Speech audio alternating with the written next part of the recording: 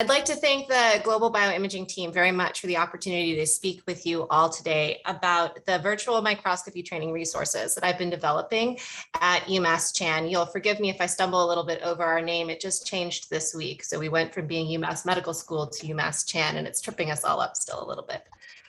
I've been the director of the scope since it was established in 2018. To give you some context for the facility, I have 14 light microscopes with 2 under service contract, and the remainder are serviced in-house by me.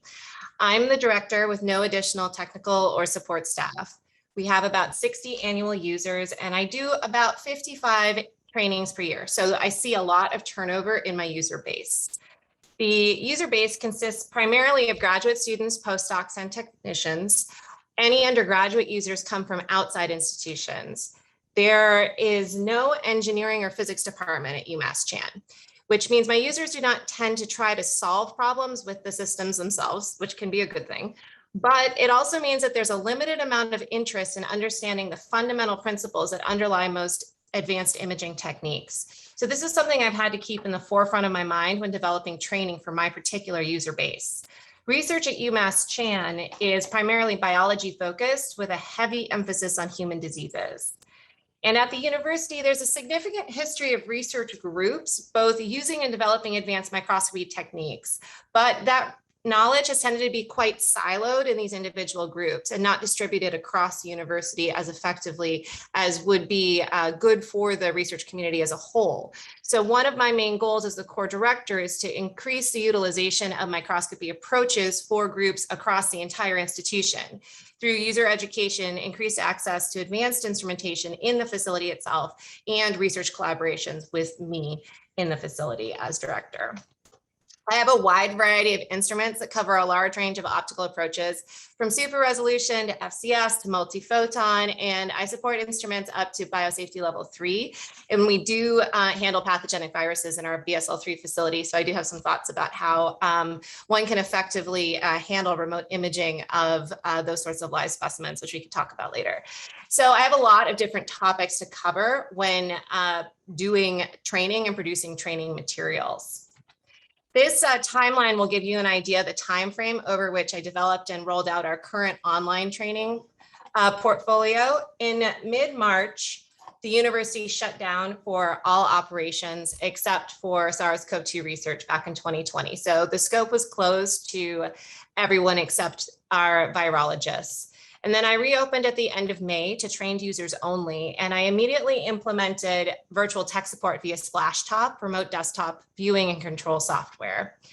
No trainings or in-person tech support was done, but by mid-July, I had a number of users asking for training. So I did some trials with Zoom and Splashtop to essentially conduct the same trainings that I've previously done in person that I'm sure are very similar to the trainings that everyone's done on their microscopes in their own facilities. But this really did not work well over Zoom for my users. Users didn't retain the information. It's too much detail to handle in one intense session or even split into 2. So as we all know, it's very different when you're not in front of the microscope and physically handling the equipment when you're being trained. If you're just watching a screen, it's just entirely different. So by mid-August, I'd started developing the more general aspects of our virtual training, and these were rolled out by early September. And then I began developing the microscope specific parts of our training for individual instruments. And I've been rolling that out gradually since the fall of 2020 as I have time to complete the training modules. By the end of 2020, I had trained 19 users remotely, and to date, we've had over 40 users complete either fully virtual training or hybrid training. This chart shows the facility use by month in the months leading up to our pandemic shutdown and after we reopened. You'll notice that we shut down nearly completely. So the question for me really was, how do we come back from this complete shutdown with entirely new standard operating procedures? So I encountered several problems initially, which again, I'm sure are familiar to everybody on the call. First, we had a backlog of experiments. You can see how dramatically usage increased in June and July of 2020. We needed to get people back in the facility as safely as possible and as quickly as possible.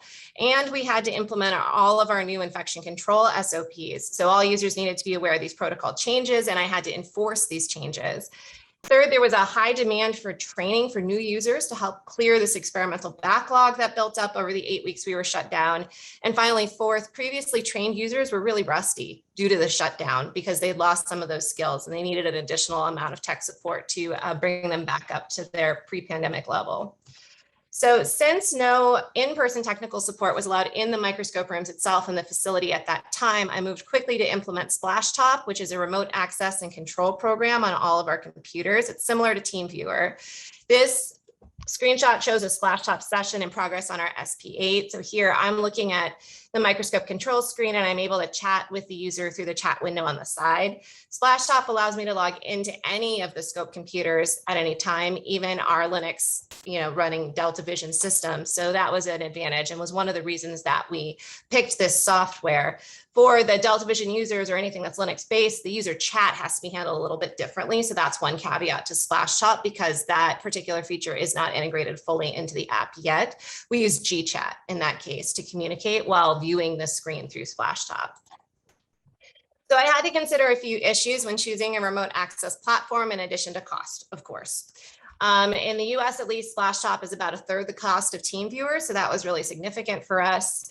But there's other considerations too, right? We needed to have some security involved so that users can't access systems while others are using them. We needed to handle password controls and that sort of thing. SplashTop does require authentication when logins happen from new devices, and I found it fairly easy to implement the robust security precautions that our IT team required when implementing this platform. And fortunately, all of my microscope computers are hardwired to the internet, but network stability, as we all know, having dealt with the Zoom world for the past 1.5 years, is a concern indeed. You don't want to leave the users hanging if a session fails while troubleshooting. So having those hardwired connections has been key on the user side. And each user has to get used to remote access as well, because you can both control the keyboard and the mouse at the same time. And that can get a little exciting when you're both trying to do something on the microscope. So it might seem obvious at first, but figuring out how to cue each other about who is taking control when does take some practice and varies a little bit user to user, but we've been able to figure it out with everybody so far. I often have the user focus on the sample and then take control if I'm helping remotely, because there's certain tasks, mostly focusing on the sample, that are really difficult to handle remotely. So it is helpful to have someone physically in front of the microscope when running these sessions. So in addition to implementing remote access, developing online training resources is a huge effort for everyone. But remote training does give us an opportunity for additional user education at a high level. One of my goals is to improve overall basic microscopy knowledge universally across my user base. Now, not every user needs to understand all flavors of light microscopy, but they do need to know how to collect good data and how to evaluate the quality of their data. Doing remote tech support by logging into instruments while users are using them has been a real education for me, let me tell you. For example, online chats like this one have revealed some concerning knowledge gaps. This particular user has been intermittently doing confocal microscopy for longer than I've been the core director. So this exchange was a little bit disturbing and revealed the need for some refresher training. The remote training is also a place to promote microscope best practices and an understanding of basic principles. For example, this is I had another screen grab there, but it looks like it's not showing up today.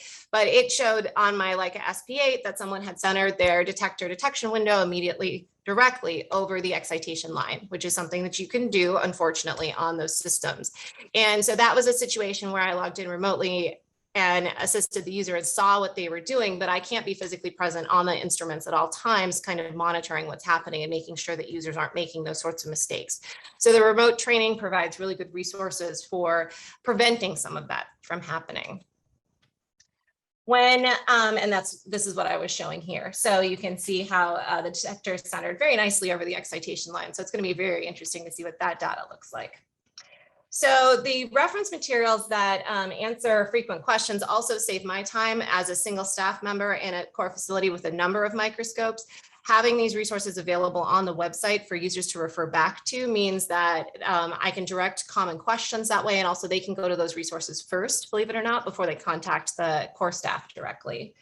And then I also utilize the training resources that I have during my remote support sessions to point users to certain things. So if I'm sitting distant in my desk and helping a user remotely, I can pull up the training videos and point out the field stop, point out the condenser aperture and other things in the training videos themselves. So having that documentation available online has been really valuable that way.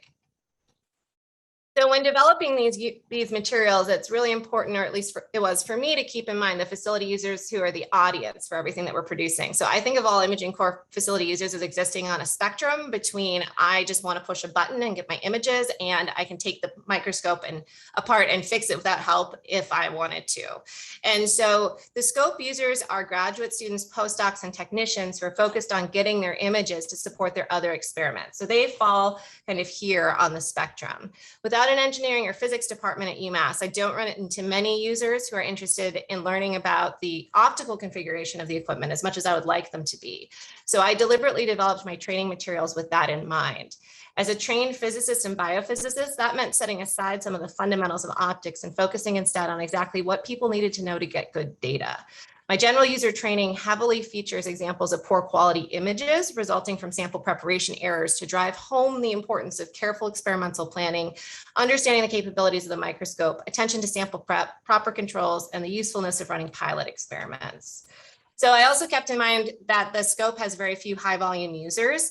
That means that my users often need refreshers on how to use a microscope, since it's not uncommon for months to go by in between imaging sessions.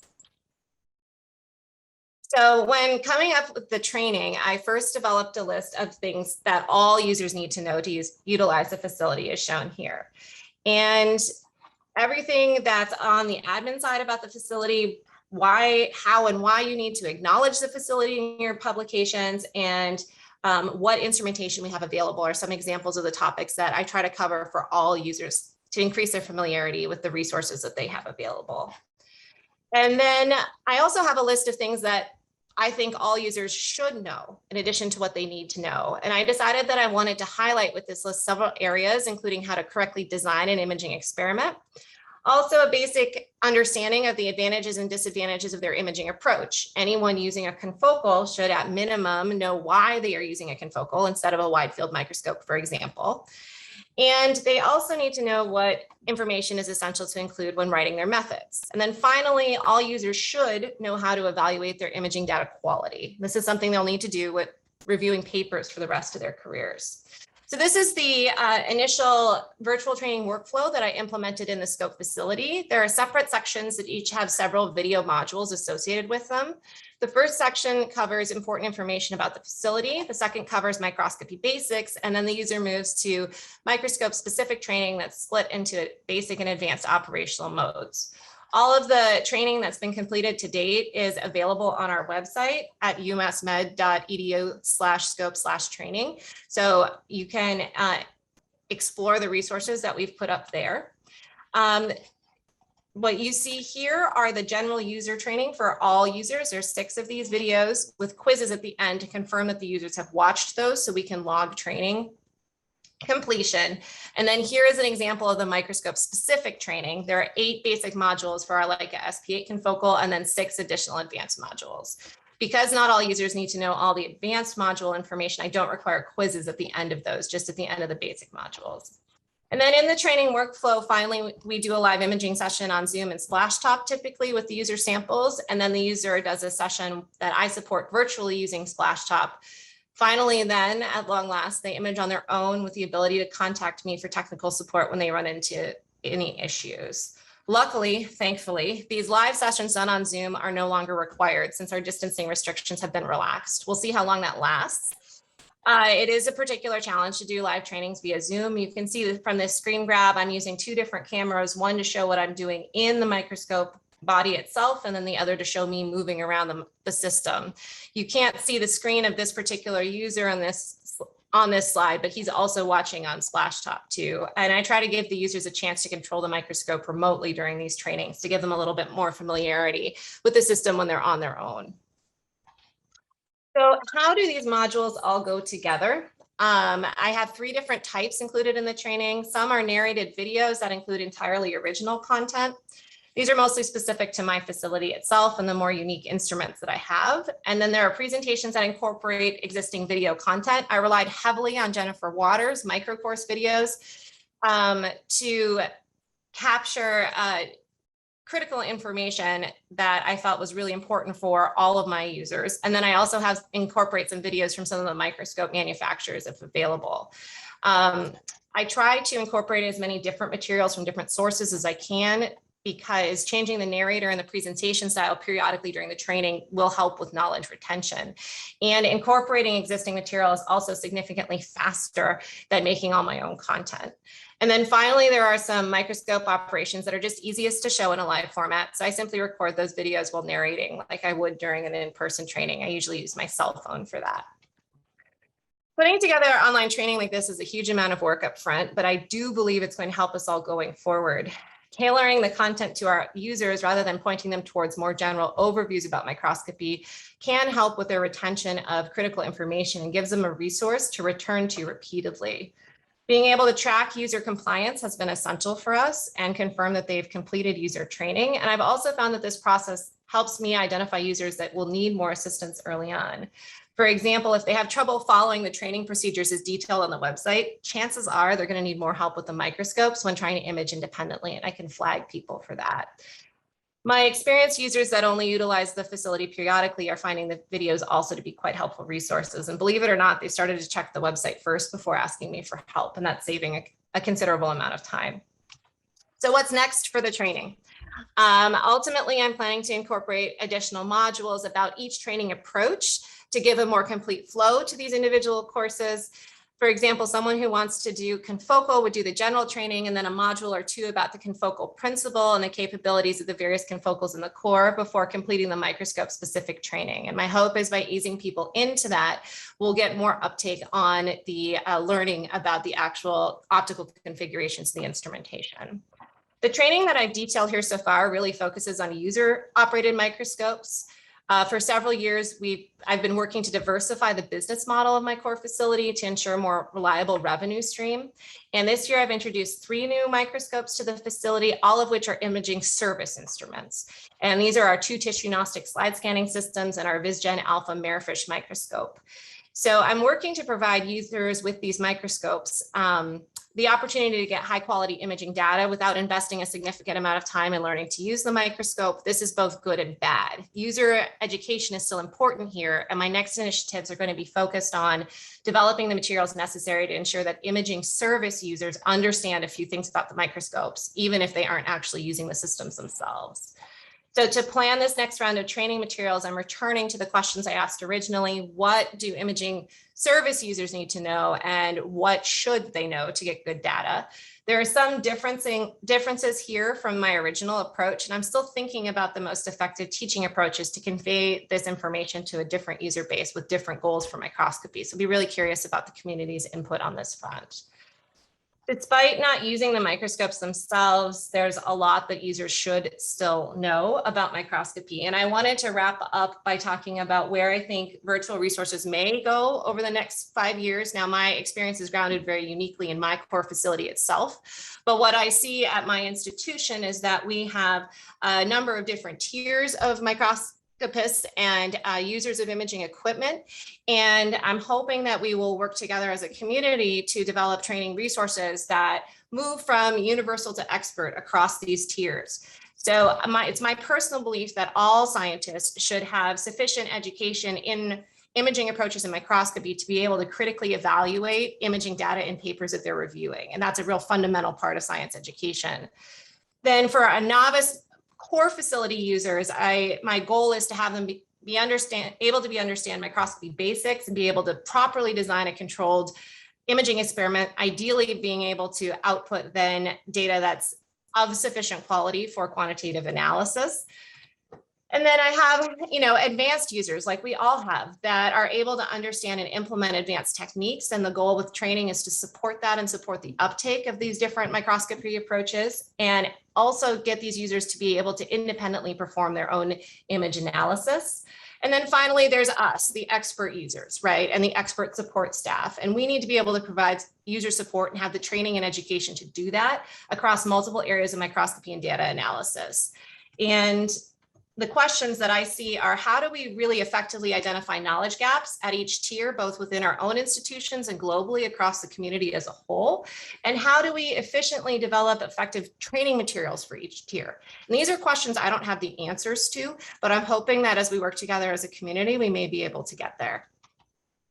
And then finally, I just wanted to acknowledge the fact that we do a lot of different types of imaging at all of our core facilities, and we have a lot of different instrumentation and different approaches to train people how to use, and that's a huge educational burden. So I really see this as a role and a great place for BINA, Global Bioimaging, and all of the other imaging societies that have come to prominence over the past few years as taking the lead on helping us come together as a community and support each other. I'd love to see user-specific training groups on different types of instrumentation where core facility users who are developing training documentation for the specific instrumentation in their core can network together and maybe shortcut some of the work putting these resources together. And I'm sure all of you have different ideas about this as well. So I wanted to thank everybody for your attention. I'm looking forward to our conversation about all of these things.